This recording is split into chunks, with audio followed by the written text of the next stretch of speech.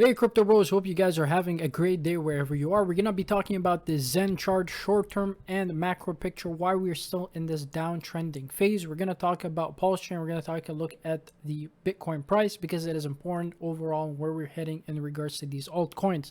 Let's go ahead and jump into the Zen chart. So we are on the 4-hourly. If you actually zoom into this price, we can get a better look of where we were heading overall.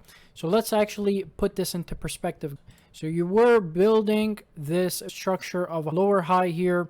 You came up, you put in a higher low. Now we put in a higher high. And then we completely fell out of this structure right here. Then once we fell off of the structure, we retested this trend line right here, getting rejected, acting as resistance, and then completely falling off. Now something to note here. If you actually draw a trend line coming down all the way from your actual local bottom to your local high here, in particular to this move, you can see every time we're coming to this particular trend line, we are getting rejected. Sellers are constantly coming into the market and selling this particular asset off. However, there is some particular good news short-term for Zen price. Right now, we've come to this key area. We are forming a double bottom in regards to the Zen price. There is a bit of a confluence and support structure around this area as well, which can maintain this overall and gather momentum to retry this trend line right here. Now, there's a couple things that actually happen during the span of the local high right here on the Zen price. If you actually go to CoinGecko, we can see a lot of the actual exchanges listed Zen. And not only did they list Zen, they gave you the ability to short and long Zen. So you can actually go and lever trade Zen.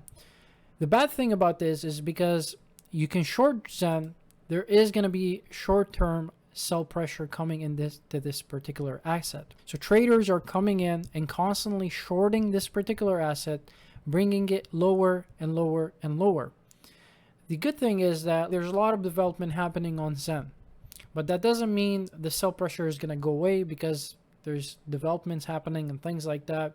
We've seen in the past, sometimes fundamentals don't correlate with actual price action, especially even if you're particularly in the bear market. Now you can say that what we had so far can be a rally in the bear market. However, that's yet to be seen because Bitcoin hasn't broken some key structured support areas to determine whether or not this is just a complete rally in a bear market and we're just going to head lower and lower at that point. I do believe that Bitcoin has reached a complete macro bottom in regards to this cycle. We only have strategies that can tell us overall what the probability might be. So just remember, everything is statistics and probability when it comes to trading, and that you always apply risk management. You will have losses. However, you want to ensure that your losses are not huge, that your downside is controlled, but your upside, there's a huge potential for that. So what we've seen, again, in the price of Zen, we went up about 1,400%. During my trade calls on Twitter, if you haven't followed me on Leave on Miko, I do post some important trade calls that you do want to follow because they will maximize your portfolio and bring you a lot of gains. We were saying we're overextended here. We went above 1,400%. It's not too bad to actually start thinking about taking some profits. Once you 3 or 4x your money or 5x your money, start thinking about taking your initial investment off, at least protecting your capital so you can actually make use of these opportunities that you're presented with in the markets. Now, that's if you're a buyer in this market and the buyer in the market of like Zen. Because what we know is that you can actually go out and mint Zen, which all you have to do is pay the gas fees. In this case, your worst case scenario is that you break even based off of your gas fees, depending on what chain you're actually on. But what I'm particularly saying is that if you followed my trade call, now none of this is financial advice, guys. If you followed my trade call at the bottom of this, then you went up about 1,400%.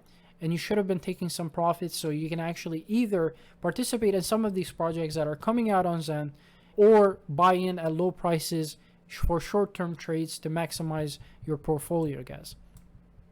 So there is an opportunity for Zen to break away from this trend line, reaching a double bottom. hopefully breaking off of this. Now we did see Xendoge come out on Zen, which made Zen more deflationary. However, that minting process on Xendoge has stalled, guys. We've seen in the last 24 hours, only 1% has actually gone up in regards to this. So the minting process for Xendoge has completely stopped. The burning process for Xendoge has completely stopped, which can be a good and a bad thing. The good thing is that there's no more sell pressure in regards to Xendoge overall, because there's no newer supply coming out, no more people participating in the minting process of Xendoge. Because we do know that right now it is cheaper to actually go out and buy Xendoge than it is to actually mint it. Because Xendoge doesn't have an actual use case utility, people are not actually incentivized to continue burning, other than the fact that you will get an X1 allocation into this. So whoever burned into this will get an X1 airdrop. However, we do know a lot of people are short-term mindset, where they just want some quick profits and just basically sell off.